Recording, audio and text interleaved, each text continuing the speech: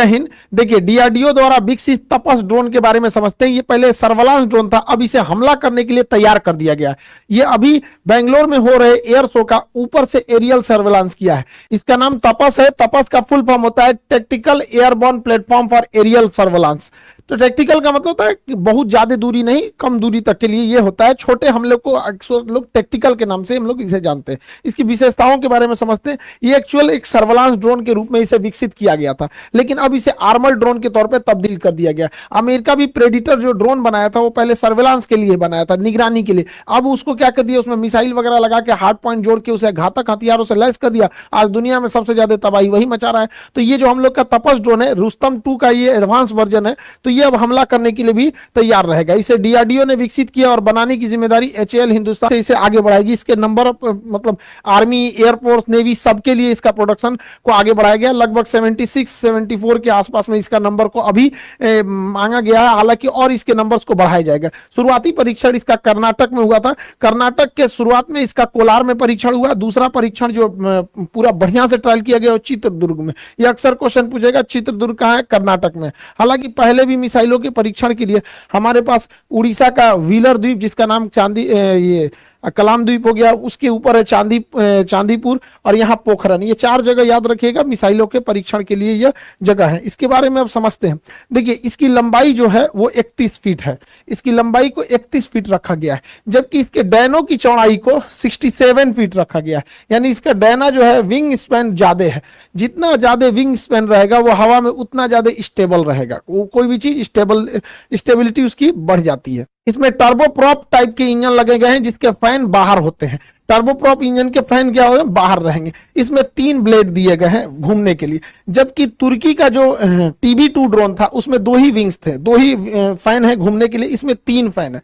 जो तुर्की ने पूरी दुनिया में हल्ला कर दिया कि उसी का ड्रोन सबसे बढ़िया है। उसका जो ड्रोन है उसमें 2 ही विंग लगे हुए हैं। हम लोग का जो ड्रोन है उसका जो इंजन है वो ज्यादा पावरफुल है। वो 3 टर्बो ब्लेड है, उसमें 130 किलोवाट ये जनरेट करेगा, इतना इसका पावर है।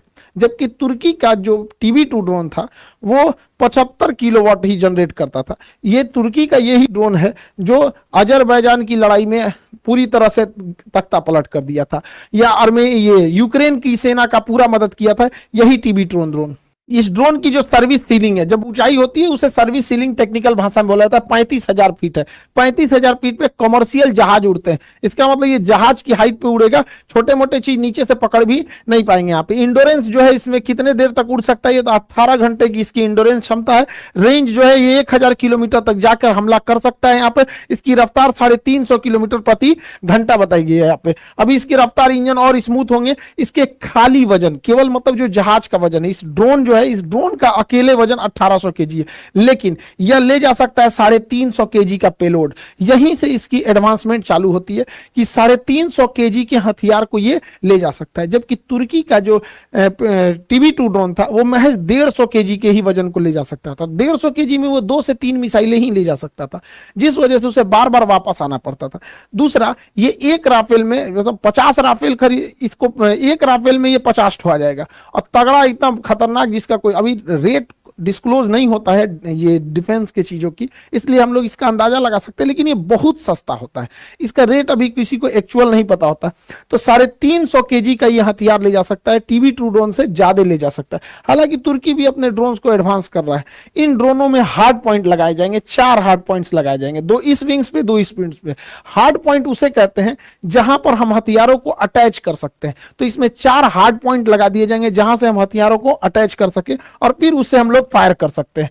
ये ड्रोन ज्यादातर काम आते हैं टैंक्स वगैरह को उड़ाने के लिए यहाँ पे। और हम लोगों ने टैंक को उड़ाने के लिए पहले से ही ऑलरेडी मिसाइल डेवलप कर लिया है, Helina missile. Helina missile tanks के लिए एकदम घातक साबित होती है। अब हेलिना मिसाइल अकेले का वजन 50 केजी है। एक हेलिना मिसाइल का वजन 50 केजी है। तो अगर हम 7 ठो हेलिना मिसाइल लाद देते हैं तो 350 केजी टोटल वेट हो जाता है। और आपको पता है कि इसकी क्षमता ही जो है वो 350 केजी उठाने की है। यानी हम लोग एक साथ 7 हेलिना मिसाइल छोड़ सकते हैं, यानी वो करोड़ों का टैंक भेजो, हम यहां से ड्रोन भेजते रहेंगे। युद्ध नीतियां बदल चुकी हैं। यूक्रेन की लड़ाई और आर्मेनिया और अजरबैजान की लड़ाई ने यह साबित कर दिया कि अब जिनके पास ड्रोन टेक्नोलॉजी बेहतरीन है वही आगे निकलेगा। अब देखिए, ईरान जैसा छोटा देश जो डिफेंस के मामले में आत्मनिर्भर नहीं था, वह छोटा देश ईरान भी रूस को ड्रोन दे रहा है कि हमारे ड्रोन से आप यूक्रेन में मारिए। तुर्की जो भी हथियार के निर्यात में उतना नहीं प्रसिद्ध था, लेकिन उसने भी यूक्रेन को दिया मारने के लिए, और ये ड्रोन तख्ता पलट कर दिए, पूरी तरह से माहौल बदल दिए। ये ड्रोन बहुत सस्ते होते हैं, मेन लड़ाई इसी चीज की, बहुत सस्ते होते हैं। यहाँ पर ड्रोन में कोई पायलट नहीं बैठता, इसलिए ह्यूमन कैजुअलिटी का कोई बात नहीं होता है। तो ये आर्मर ड्रोन अब हो जाएगा, ये टीवी ड्रोन, और 7 मिसाइलों को ले जा सकता है। और टैंक का हाल ये हो जाता है, देख सकते हैं यहाँ पर। इसमें अलग तरह का नेविगेशन सिस्टम जोड़ा गया है। दुनिया के जितने ड्रोन हैं, मतलब ज्यादातर ड्रोन, जैसे TB2 ड्रोन हो गया और ईरान का ड्रोन हो गया, ये जीपीएस का प्रयोग करते हैं, और जीपीएस की कंट्रोलिंग अमेरिका के पास है। तो हम अपना आंख अमेरिका को नहीं दे सकते हैं। तो भारत ऐसा है कि क्योंकि हमारे पास इसरो ने गगन सैटेलाइट सिस्टम छोड़ दिया, तो ये उस ड्रोन को रास्ता दिखाने का काम गगन करेगा। और गगन ऑलरेडी ट्रस्टेड है, हमारी नेवी यूज करती है, एयरफोर्स पहले से यूज कर रही है, जहाज हमारे इंडिया में जितने उड़ते हैं वो गगन को यूज करते हैं, जितने भी ट्रेन वगैरह का एग्जैक्ट लोकेशन के लिए भी हम लोग गगन का ही प्रयोग करते हैं। तो ये गगन सैटेलाइट हम लोग का है, तो हमारे इसके ऊपर कंट्रोल है, इससे इसका प्रयोग करना ज्यादा सही है। और ये पूरी तरह से भारत की निगरानी देता है। तो अब हम लोग कहीं पे भी हमला करने के लिए जीपीएस पे डिपेंडेंट नहीं है, ये पूरी तरह से गगन ड्रोन सिस्टम से ऊपर का इसका एंटीना सिग्नल ले लेगा और कहां क्या चीज हो रहा है सब कुछ पता कर लेगा।